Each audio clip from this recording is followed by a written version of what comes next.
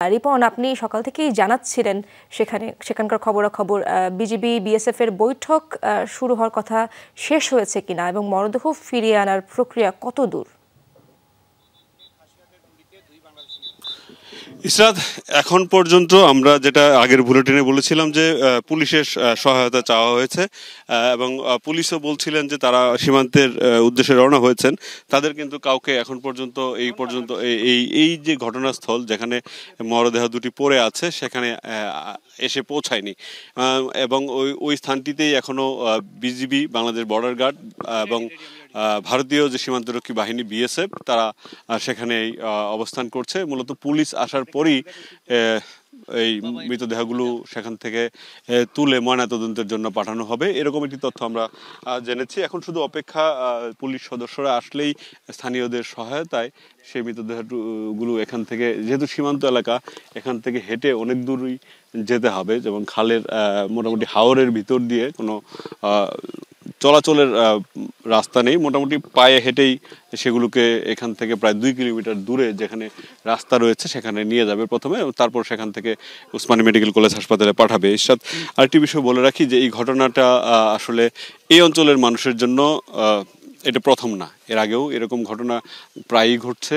শুধু এই কোম্পানিগঞ্জ সীমান্তে না, গোয়েনঘাট সীমান্ত এবং জকিগঞ্জ, বিশেষ করে জৈন্তাপুর, এসব সীমান্ত এলাকাতেই এই সীমান্ত একদম পাশ দিয়ে যে গ্রামগুলো আছে সেই গ্রামগুলোর মানুষজন ইতিমধ্যে গত 3 থেকে 3.5 বছর ধরে কিন্তু তারা কর্মহীন হয়ে পড়েছে। কর্মহীন হয়ে পড়ার মূল কারণ হচ্ছে এখানে এই অঞ্চলের যে পাথর কোয়ারিগুলো আছে সেগুলো পাথর খেকোরা মূলত সেগুলো ধ্বংস করে, পরিবেশ ধ্বংস করে পাথর উত্তোলন করছিলেন। সরকারের পক্ষ থেকে সেখানে নিষেধাজ্ঞা দেওয়া হয়েছে। তারপরেই এই অঞ্চলের হাজার হাজার শ্রমিক বেকার হয়ে পড়েছে, তাদের একমাত্র উপার্জন ছিল সেই পাথর কোয়ারি, এবং সেটা আর কারণে কর্মহীন হয়ে পড়েছে। এবং গত এই কয়েক বছরে কিন্তু এখন পর্যন্ত এই সব মানুষের জন্য কর্মসংস্থানের কোনো উদ্যোগ আমরা নিতে দেখিনি সরকারকে, এবং সে কারণেই এই ঘটনাগুলো ঘটছে এবং এই 3.5 বছরেই মূলত এই ঘটনাগুলো ঘটছে। আরেকটি বিষয় বলে রাখি ইশরাত, যে এই যে বারবারই বলা হচ্ছে খাসিয়াদের গুলিতে মারা যাচ্ছে, আসলে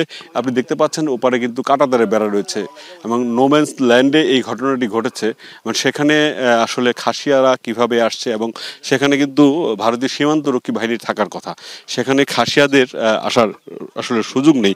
কিন্তু এরকম হত্যাকাণ্ড হওয়ার পরপরই বিজিবির পক্ষ থেকে বলা হয় যে খাসিয়া আদিবাসী খাসিয়া যারা আছেন, যাদের বাগান রয়েছে, তাদের বাগানে কাঠ আনতে গেলেই তারা গুলি করছে, এরকম তথ্য দিয়ে আসছেন। এবং সে সকল তথ্য পরবর্তীতে আর কোনো বিষয় এগুলো নিয়ে কথাবার্তা হয় না, এবং আদৌ সেই গুলিগুলি খাসিয়াদের ব্যবহৃত কোনো বন্দুকের না বিএসএফ এর, ময়নাতদন্ত শেষে সেই তথ্যগুলো কিন্তু আর জানা যায় না। এবং কেউ কেউ বলে থাকেন যে খাসিয়াদের এর যে ব্যক্তিগত বন্দুক রয়েছে সেগুলো নিয়ে বিএসএফ গুলি করে থাকতে পারে, সেরকম ধারণা দেন এখানকার লোকজন। তবে বিজিবির ভয়ে কিন্তু কেউ মুখ খুলতে পারেন না, কারণ এই এলাকায় সাম্প্রতিক সময়ে চোরাচালান অত্যাধিক বেড়েছে, সেখানে নিশ্চুপ বিজিবি। রিপন, ধন্যবাদ আপনাকে।